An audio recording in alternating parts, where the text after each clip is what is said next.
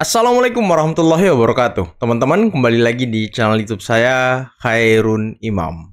Gimana nih kabar kalian? Semoga kita semua selalu diberi kesehatan, kemudahan, dan juga limpahan rezeki dari Yang Maha Kuasa, teman-teman ya. Nah, di video kali ini kita akan melihat bagaimana gerombolan pemburu ijazah Pak Jokowi atau orang-orang yang selama ini menuduh ijazah Pak Jokowi itu palsu, nasibnya semakin runyam, teman-teman. Yang pertama, ada Egy Sujana, yang selama ini memang mungkin sebelum dia masuk rumah sakit kali ya, atau sebelum dia menghilang, dia ini kan paling semangat ketika Pak Jokowi melapor ke polisi. Kami senang Jokowi melapor. Waduh. Kami akan buktikan di pengadilan nanti. Waduh. Tapi ketika dia muncul pertama kali di Polda Metro, dia langsung melepas jabatan TPUA-nya. Padahal dia ketua loh. Kemudian dia tidak ingin dikaitkan dengan TPUA. Jadi perlahan-lahan mereka mulai ketakutan. Saya pikir mental mereka ini memang pejuang, teman-teman. Ternyata cuma kerupuk gitu ya kan. Nah, kedua, ketika gelar perkara khusus, Egy Sujana sempat walk out katanya. Dia mengatakan saya walk out. Tapi kok kata Roy Suryo nggak ada yang walk out? Waduh, yang mana yang bener nih? Dan kata Roy Suryo di awal-awal ketika mereka masuk ke ruangan gelar perkara khusus, Egy Sujana itu sempat ribut dengan pihak keamanan ataupun pihak kepolisian. Dan ini kan menandakan bahwa ya etika mereka sebenarnya kurang baik gitu ya kan. Dan nanti ada statement terbaru lagi nih dari Egy Sujana yang bikin geleng-geleng kepala. Nah, selain itu teman-teman, ada video di mana pengacara TPUA yang selama ini memang kerjanya cuma teriak-teriak, yakni Koji Nudin, yang sering kalian sebut tompel-tompel itu, ngamuk lagi di TV. Ngamuk dengan Pak Arianto Sutadi. Bahkan menuduh Pak Arianto Sutadi itu sebagai representasi Jokowi, membela Jokowi, tidak membela kepentingan bangsa dan negara. Waduh, ini kan bentuk dari orang-orang yang sudah frustasi, teman-teman. Dan lagi Tifa, ada Tifa lagi nih, mulai menggunakan ayat-ayat Al-Quran, mulai menggunakan dalil-dalil agama, biar dia bisa keluar dari persoalan kasus ijazah ini dan bisa menarik simpati dari masyarakat. Inilah kebiasaan-kebiasaan buruk mereka, teman-teman. Dan kita akan saksikan di akhir video juga ada debat seru antara Pak Arianto Sutadi dengan Koji Nudin, kuasa hukum dari Roy Suryo CS. Oke, sebelum kita mulai videonya, jangan lupa like, subscribe, dan share. Dan tanpa perlu berlama-lama lagi, mari kita mulai videonya berikut ini. Egy Sujana soal ijazah Jokowi. Tunjukkan kasus selesai dan saya minta maaf. Loh, kok mau minta maaf?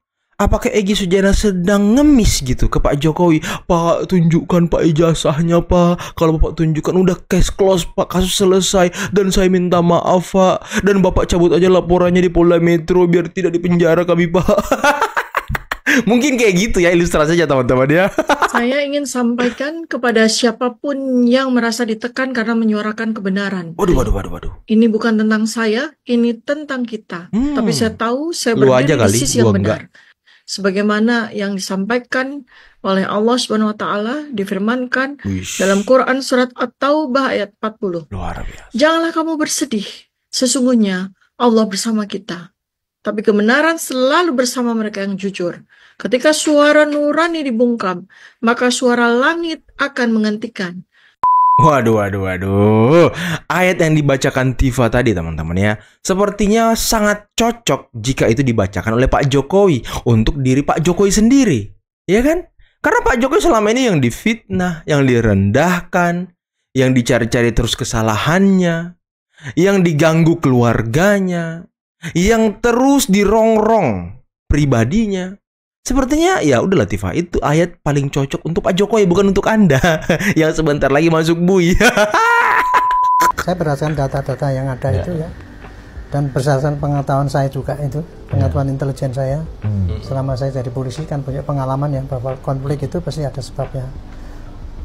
Pendendam Jokowi itu ada 4 paling tidak kelompoknya. Satu, kelompok orang yang dulu pernah dipecat. Yes, setuju.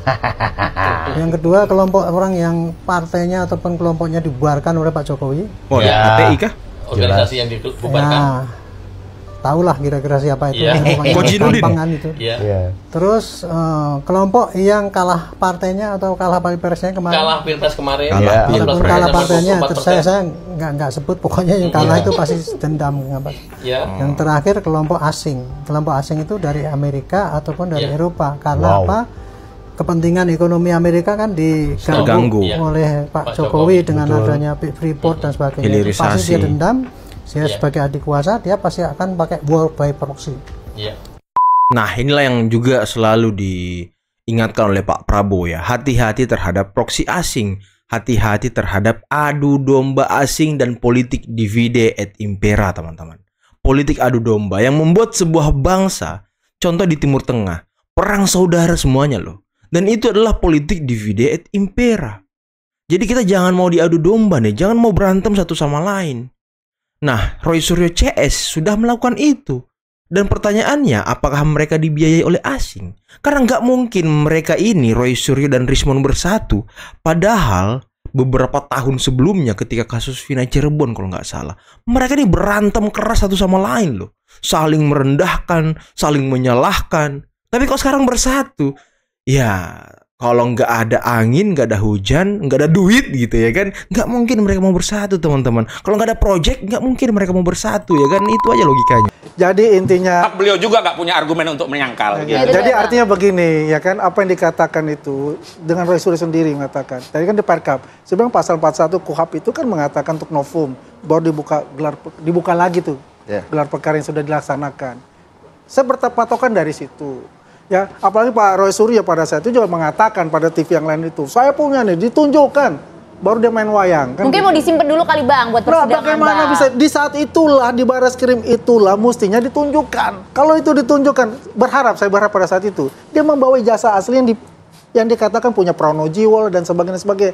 Ternyata itu ada fotokopi semua. Apalagi sebagai bahan elanya itu ada foto yang dia-upload di media sosialnya Dian Sandi. Dan sekarang mereka menggiring ke Dian Sandi sebagai sasarannya itu loh, gitu loh. Dijalankan oleh Dian Sandi itu. Kalau saya bilang, kalau dia upload itu, pasti juga Dian Sandi pasti kan juga sudah diperiksa juga untuk masalah itu kan. Dari awal hingga akhir itu pasti semua akan diperiksa semua. Ya, apakah dia jadi tersangka kita nggak tahu, itu haknya penyidik ya kan. Yang jelas pada pasal 184 itu kan penyidik itu kan mempunyai dua alat bukti gitu loh, yang menuju ke tindak pidana itu ya kan. Apalagi juga di teman-teman Jokowi ya kan, terus sudah surat-surat yang diberikan itu dua alat bukti ya kan. Artinya begini, yang kita pengen lihat udah masuk ke proses penyidikan. Yang tadi Bang Philip sama Mbak Aya ngatakan kartu kuning gitu kan. Ya tinggal kita konsentrasi lah, pihak Pak Roy Suryo konsentrasi apa nih ya, pembuktian di pengadilan mungkin minggu depan udah dipanggil satu persatu. Udah punya Bang mereka Bang, udah banyak katanya amunisinya. Nggak apa-apa kan kita harus buktikan. Kalau kita ngomong omong-omong begini tapi harus dibuktikan. Tapi kok gitu. diragukan katanya bukti ya Bang? Oh, itu kan hak mereka. Makanya hari ini saya senang sekali kalau lawan debat saya jadi kuasa hukum Jokowi. Jadi representatif mewakili Jokowi. Hari ini ada dua narsum, bukan representasi Jokowi, tapi rasa-rasa pembela Jokowi. Itu satu hal. Ini bukan yang kedua, saya totalis 100% adalah pembela Jokowi. Tapi tidak punya legal standing, bukan kuasa hukum. Kalau kita bicara tentang proses perkara, itu adalah kuasa hukum. Maka itulah yang punya legal standing bicara statement hukum. Tapi pernah melihat ijazah asli loh? Lah, itu kan versi dia. Maka tunjukkan di sini kalau pernah. Oke. Tunjukkan saja. Rakyat itu ya, mohon maaf kalau tadi rakyat katanya jangan bodoh-bodoh, saya juga minta rakyat ayo pintar seperti profesor yang dijelaskan oleh Pak Arianto tadi. Jadi meragukan kenapa? Karena tidak lihat ijazah aslinya misalnya. Loh, rakyat berhak untuk pintar, jangan bodoh. Nggak ada wong ijazah cuma fotokopi jadi laporan kok jadi penyidikan. Aduh, ini pada Polda loh kelasnya. Rakyat tuh pintar. Polda kelasnya. Betul ya. Metro Jaya lagi. Jangan ada framing ya yang menggiring opini publik ingin merusak dan mengadu domba negara Cuman ini. pengen lihat katanya Bang. Ini adu domba ini juga framing sebenarnya. Ya, itu nanti di Polda Metro Jaya. Itu baik. kan kalau diminta Polda Metro Jaya disita atau dipinjamkan. Kasih ya? Dikasih. Oke, baik. Satu, katanya dulu akan dikasih kalau pengadilan. Begitu di pengadilan di NU. Jadi ini strategi aja biar barang itu nggak keluar. Di Solo akhirnya di NU. Ya nggak bisa keluar lah ijazah itu. Waktu kita singkat-singkat saja Pak. Cepat kena, lambat kena, gitu loh. Gimana nih? Saya hanya ngomong pada rakyat ya. Oke. Jangan Anda terpancing dengan guru yang bodoh ini. Karena guru ini membohongi pada publik semua mengenai kenyataan yang ada. Oke. Hasil gelar kemarin itu saya semakin terang benderang ya. Bahkan pihak Kompolnas pun, pemerhati yang dari netral, ahli masing-masing mengatakan bahwa ternyata selama ini Dumas itu tidak mendapatkan unsur pidana yang ada. Jadi sudah benar yang dilakukan oleh Bareskrim itu tadi. Dan kemarin ada 2 poin lagi yang saya lihat itu tadi ya. Bahwa ternyata apa yang selama ini dikatakan oleh si Roy Suryo katanya penelitiannya itu betul-betul ilmiah, itu bohong karena dia pakai metode sampel yang bukan asli. Bentar, coklat mukanya si Kozinudin. Coklat mukanya Kozinudin. Udah begitu mukanya loh Kozinudin. Kenapa Kozinudin? Lemes kau Kozinudin. Kasihan banget mukanya lo. Aduh Kozinudin. Sehingga itu oleh hakim pun dikatakan ya kan? bahwa itu tidak benar, tapi dia masih ngeyel. Oke. Itu satu. Yang kedua, mengenai apa yang dituduhkan oleh si Rismon bahwa itu ada kejanggalan itu oleh Gama yang menelorkan itu. Gama bersumpah kemarin tuh. Saya jamin Pak, ini Pak Jokowi adalah murid kami, mulai masuk pendidikan sampai tridharma dilakukan, ini bukti-buktinya. Masing-masing lengkap, mulai dari pinjaman di koperasi, pinjaman itu ada, semua ada. Dan akhirnya saya baru sadar bahwa ternyata ya selama ini yang digembar-gemborkan itu adalah benar dugaan saya dulu nggak benar. Nah kemudian saya hanya nyampaikan ya, pengacara ini benci banget sama saya. Pengacara benci banget sama Pak Arianto. Enggak, itu kritik. Benar-benar cinta mungkin. Oke, silakan.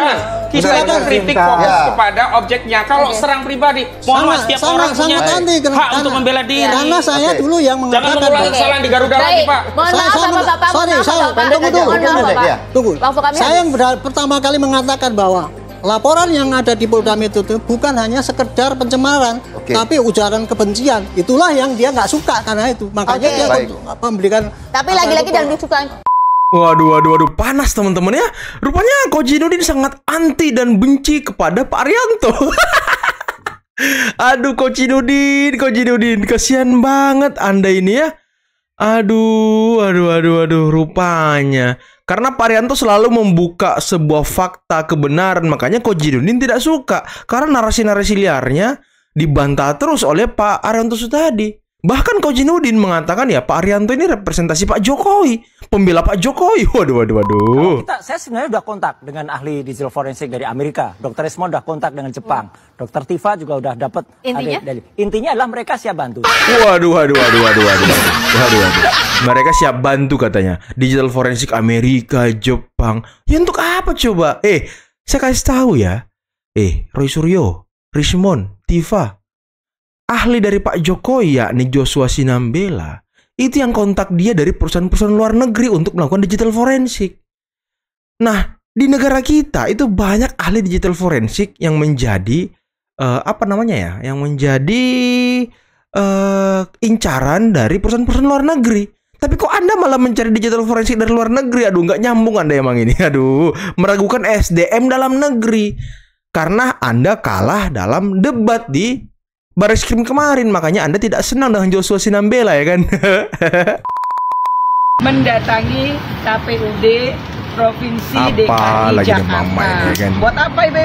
Buat nyari nasi bungkus. Kami sebagai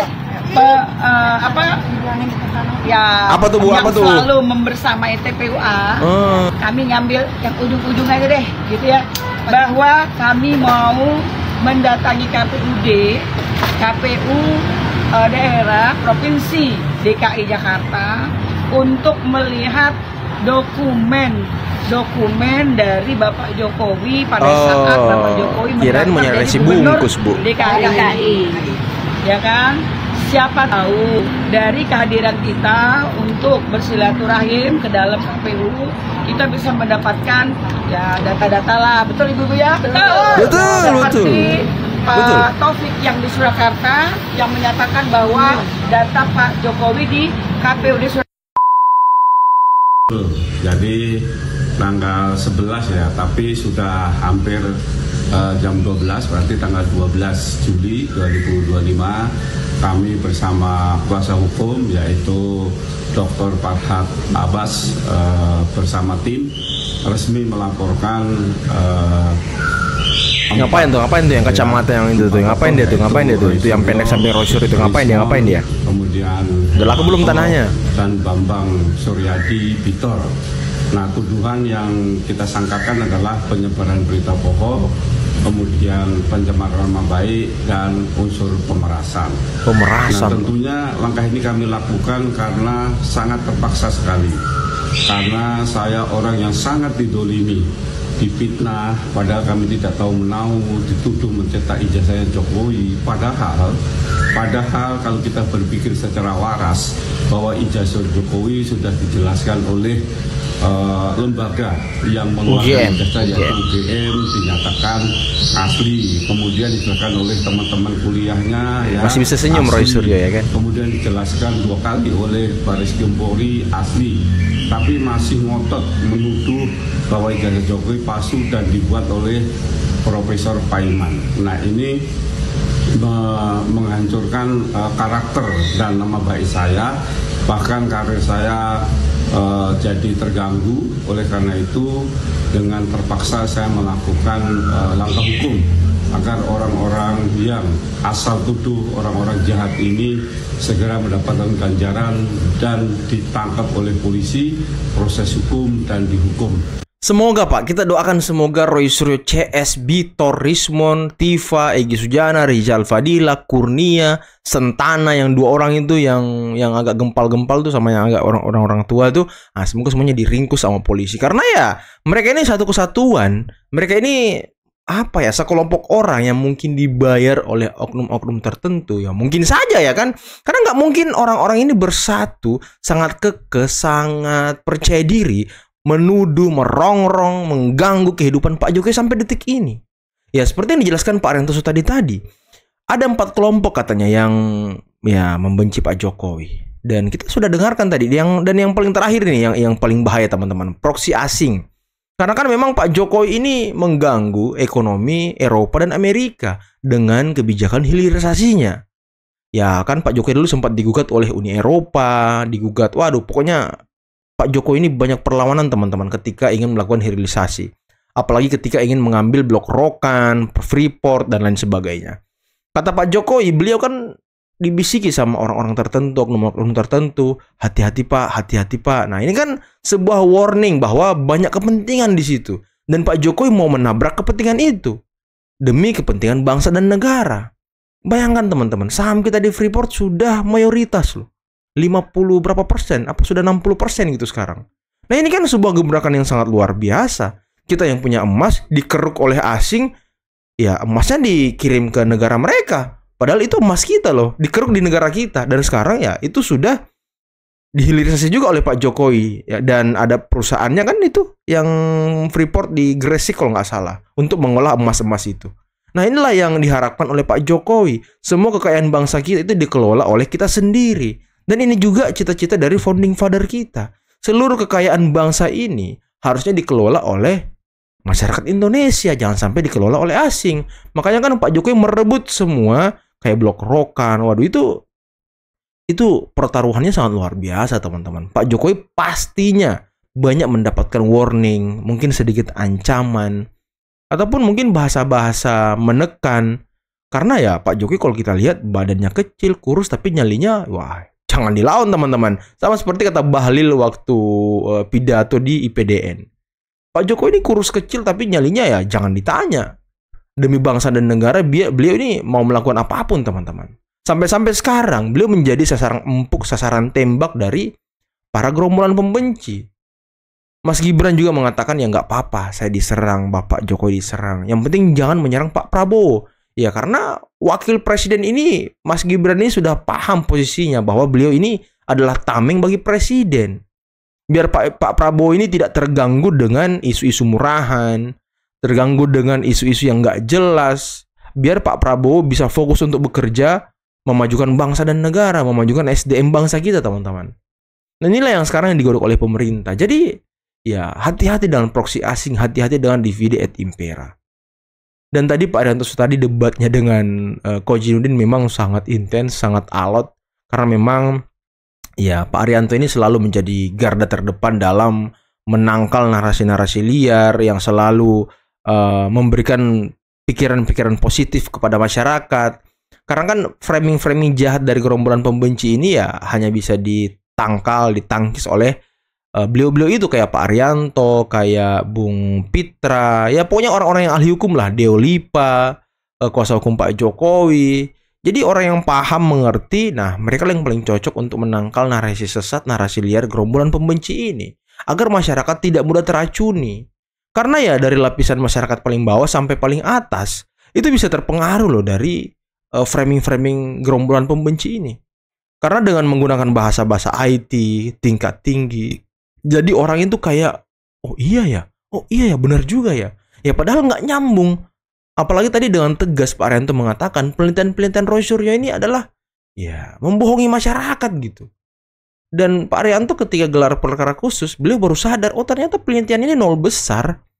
Nggak bisa sama sekali, ya mungkin bahasa kasarnya nggak bisa sama sekali dibuktikan di pengadilan gitu. Itu bukan alat bukti yang sah. Dan Pak Arianto dengan tegas mengatakan mereka membohongi masyarakat. Jangan mudah dibohongi dengan orang-orang seperti ini.